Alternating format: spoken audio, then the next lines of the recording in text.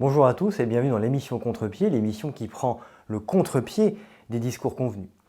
Nous nous retrouvons ce mois-ci pour traiter d'un autre sujet que la dernière fois, puisque nous allons parler aujourd'hui du faire-barrage. Le faire-barrage, une casse sociale.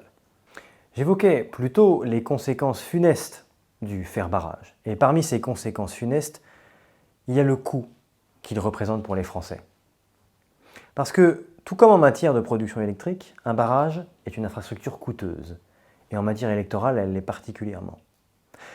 Ce que les ténors du barragisme, de la gauche donc, oublient de dire, c'est que sans ce barrage, il n'aurait pas autant de réformes contre lesquelles s'opposer. Parce que c'est eux qui permettent l'avènement de ces réformes si douloureuses, si coûteuses pour les Français, et particulièrement pour les plus vulnérables. Si elles sont bien à mettre au bilan du grand centre et donc des tenanciers du barragisme, elles sont à laisser au hors bilan des ténors du barragisme de gauche. Et même si on se limite à ces seules réformes, largement combattues par la gauche qui fait barrage, on a déjà une liste assez impressionnante de souffrances, de difficultés imposées aux Français. Et ça s'est vu tout au long de la domination du centre depuis la fin du système UMP-PS qui, en fait, avait déjà largement profité du faire-barrage. Depuis 2017, où déjà Emmanuel Macron a pu être élu grâce au faire-barrage, puis en 2022, puis à nouveau en 2024, où le grand centre a, de manière inespérée, obtenu plus de sièges qu'il n'aurait jamais pu en rêver. La gauche, barragisme, a toujours permis, en réalité, au programme du grand centre de se déployer. Le grand centre n'en fait pas un secret d'ailleurs. C'est plutôt la gauche qui en a honte. Elle en a honte parce que, bien entendu, elle ne peut pas avouer l'inavouable. L'inavouable, c'est que le faire-barrage, et donc ces ténors, sont les plus grands alliés de ceux qu'ils présentent comme leurs ennemis.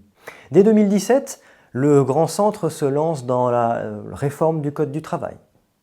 Ces ordonnances ont suscité les hurlements les plus véhéments d'une gauche trop contente d'avoir enfin un os à ronger. La même année est supprimé l'impôt sur la fortune, que la gauche présente comme une mesure en faveur des riches et contre les pauvres. Mais cette réforme n'aurait jamais vu le jour sans le barrage. Ou au moins pas aussitôt.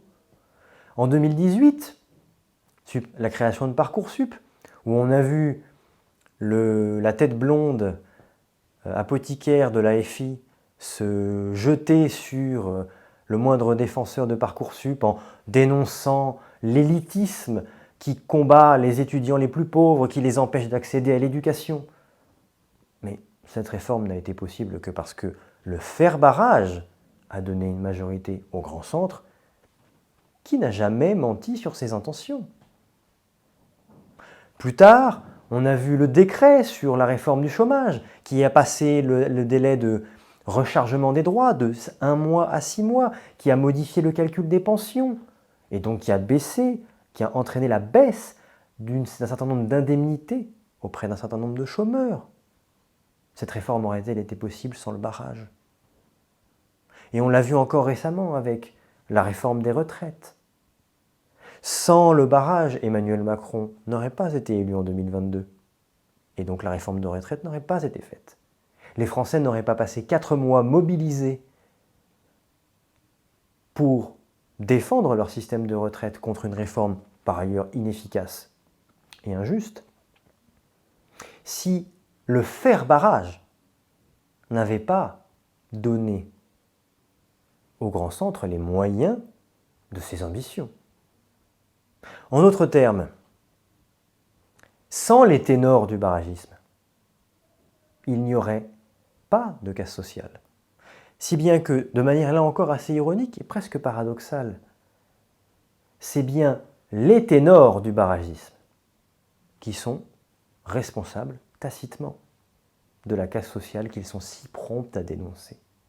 Alors si je pouvais paraphraser le monarque prussien le plus célèbre, Frédéric II, à propos de Marie-Thérèse d'Autriche, je dirais que la gauche du barrage trahit et vole, puis pleure, Et plus elle trahit et vole, plus elle pleure.